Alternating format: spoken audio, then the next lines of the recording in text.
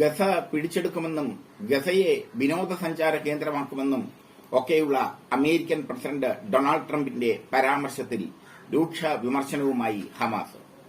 പരാമർശങ്ങൾ പരിഹാസ്യവും അസംബന്ധവുമാണെന്ന് ഹമാസ് വക്താവ് സമി അബു സുഹരി പറഞ്ഞു.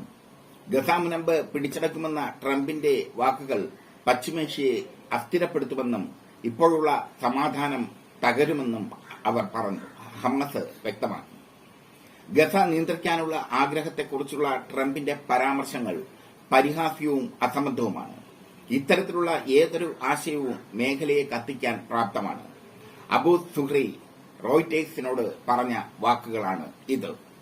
യുദ്ധത്തിൽ തകർന്ന ഗസ മുനമ്പിന്റെ നിയന്ത്രണം അമേരിക്ക ഏറ്റെടുക്കുമെന്നും പലസ്തീനികളെ മറ്റെവിടെയെങ്കിലും പുനരധിവസിച്ച ശേഷം മുനമ്പിനെ സാമ്പത്തികമായി വികസിപ്പിക്കുമെന്നുമാണ് ട്രംപ് പറഞ്ഞത്. ഇതാണ് ഹമാസിന് കലിപ്പായി മാറിയത്. ചൊവ്വാഴ്ച വാഷിംഗ്ടണിൽ ഇസ്രായേൽ പ്രധാനമന്ത്രി ബെഞ്ചമിൻ നെതന്യാഹുവുമായി നടത്തിയ സംയുക്ത പത്രസമ്മേളനത്തിലാണ് ട്രംപ് തന്റെ ഈ അപ്രതീക്ഷിത പദ്ധതി വെളിപ്പെടുത്തിയത്. പിന്നാലെ തന്നെ വലിയ പ്രതിഷേധം ട്രംപിനെതിരെ ഉയർന്നിരുന്നു. സൌദി അറേബ്യ പ്രസ്താവനയ്ക്കെതിരെ രംഗത്ത് വന്നിരുന്നു. പലസ്തീൻ വിഷയത്തിൽ തീരുമാനമാകാതെ ഇസ്രായേലുമായി ബന്ധമുണ്ടാകില്ലെന്നും സൌദി വ്യക്തമാക്കിയിട്ടുണ്ട്. ഗസ വിൽപ്പനയ്ക്കുള്ളതല്ല എന്ന പ്ലക്കാർഡുകൾ ഏന്തി നൂറുകണക്കിന് ആളുകളാണ് വൈറ്റ് ഹൌസിന് മുമ്പിൽ പ്രതിഷേധം നടത്തിയത്. ജനുവരിയിൽ ഐക്യരാഷ്ട്രസഭ പുറത്തിറക്കിയ കണക്ക് പ്രകാരം ഇസ്രായേലിന്റെ ബോംബാക്രമണത്തെ തുടർന്നുണ്ടായ 50 ദശലക്ഷം ടണ്ണിലധികം അവശിഷ്ടങ്ങൾ നീക്കം ചെയ്യാൻ 21 വർഷം സമയമെടുക്കും എന്നാണ് പറയുന്നത്.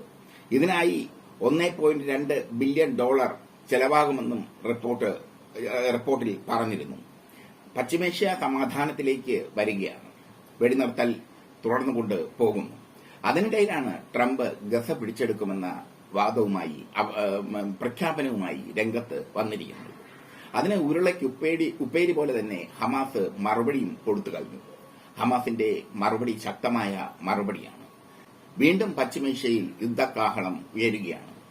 ട്രംപ് രണ്ടും കൽപ്പിച്ചാണ് ഈ ഒരു സംഭവം പറഞ്ഞിരിക്കുന്നത്. ഗസ പിടിച്ചെടുക്കുമെന്നും ഗസയെ വികസിപ്പിക്കുമെന്നും ഒക്കെ, ഗസ മുനമ്പ് പിടിച്ചെടുക്കുമെന്നും ഗസയെ വികസിപ്പിക്കുമെന്നും ഒക്കെ. ഹമാസ് പറയുന്നത് അങ്ങനെ എന്തിനെങ്കിലും തുനിഞ്ഞാൽ ശക്തമായ തിരിച്ചടി അമേരിക്കയ്ക്ക് നേരിടേണ്ടി വരും എന്നു തന്നെയാണ്. ഇതോടുകൂടി ഒരു കാര്യം വ്യക്തമായി. വെടിനിർത്തൽ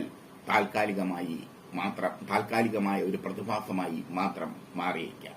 എന്തായാലും പശ്ചിമേഷ്യ സമാധാനത്തിലേക്ക് തിരിച്ചു വരുമ്പോൾ, സമാധാനത്തിന്റെ വെള്ളപ്രാവുകൾ ഗസയിലും ഇസ്രായേലിലും പറക്കുമ്പോൾ ട്രംപ് അപ്രതീക്ഷിതമായ ഒരു പ്രഖ്യാപനമാണ് നടത്തിയിരിക്കുന്നത്. ഈ പ്രഖ്യാപനം സൃഷ്ടിക്കുന്ന പ്രത്യാഘാതങ്ങൾ ചെറുതല്ല, വലിയ പ്രത്യാഘാതം തന്നെ സൃഷ്ടിക്കും. ഹമാസ് അതുകൊണ്ടാണ് ഇതിനോട് ശക്തമായി പ്രതികരിച്ചത്. ശക്തമായി പ്രതികരിച്ചുകൊണ്ട് തന്നെ ഹമാസ് നേതാക്കൾ രംഗത്ത് വന്നിരിക്കുന്നു. അവർ പറയുന്നു, ഗസയെ തൊട്ടാൽ വിവരമറിയും. അത് ട്രംപായാലും നെതന്യാഹു ആയാലും.